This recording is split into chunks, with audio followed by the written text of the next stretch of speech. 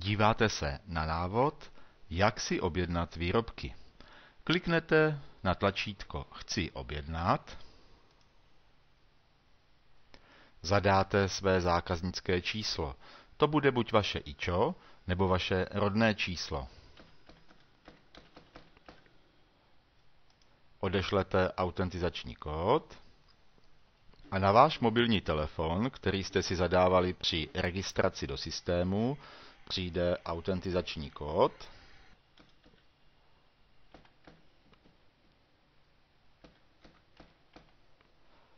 Přihlásit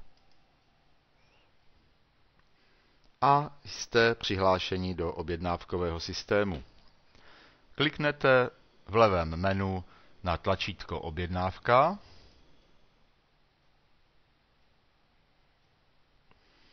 a můžete zadávat jednotlivé kódy u jednotlivých výrobků tak, jak budete chtít objednat výrobky. Máte přednastavenou úhradu dobírkou. Když rozkliknete menu, můžete si vybrat jinou možnost. Zde vybrat z ceníku, po kliknutí se vám otevře ceník, v kterém si můžete listovat a vybírat si jednotlivé výrobky. V tomto případě si například vybereme Lily půl litru, klikneme na tlačítko Vybrat, zadáme 2 kusy, klikneme na OK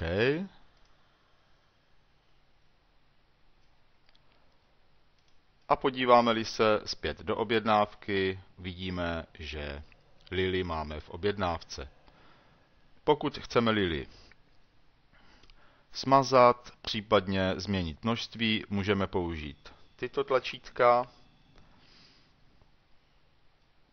Můžeme si změnit doručovací adresu, můžeme si zakliknout Chci být informován o doručení telefonem, případně můžeme přidat další objednávku pomocí tlačítka Přidat objednávku.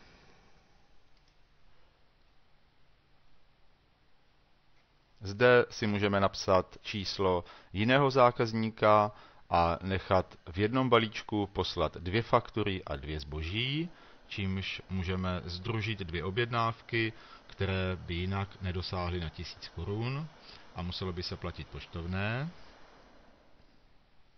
A postupovali bychom zde stejným způsobem jako v objednávce číslo 1. Takto můžeme přidat objednávek, kolik budeme chtít. A tato souhrnka, tato souhrnná objednávka pak obsahuje více objednávek. Vrátíme se do objednávky číslo 1 a můžeme zde znovu přidat, pokud budeme chtít, další výrobek. Stále se nám tady objevuje balné, protože dobírka stále ještě nepřesáhla 1000 korun. Můžeme a nemusíme vybírat z ceníku, můžeme si napsat číslo výrobku přímo, například toto číslo po odkliknutí Enter znamená řadící láhev, zadáme například 20 kusů, Enter a vidíme, že v objednávce nám přibyla řadící láhev, 20 kusů. Můžeme si opět například změnit počet, dáme editovat a změníme si na 30. Enter. Řadících láhví již máme 30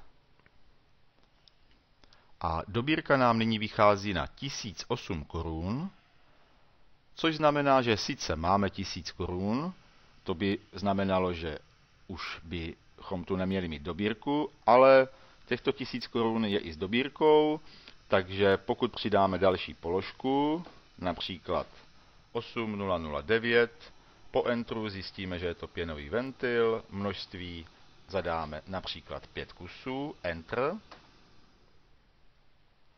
A nyní nám již dobírka vypadla z objednávky To znamená, že celková hodnota zboží je 1108 korun a to je i celková hodnota objednávky. Nyní si můžeme objednávku uložit do rozpracovaných a pokračovat v ní kdykoliv, kdy budeme potřebovat. Nebo objednávku můžeme odebrat a začít dělat novou. A nebo objednávku můžeme odeslat.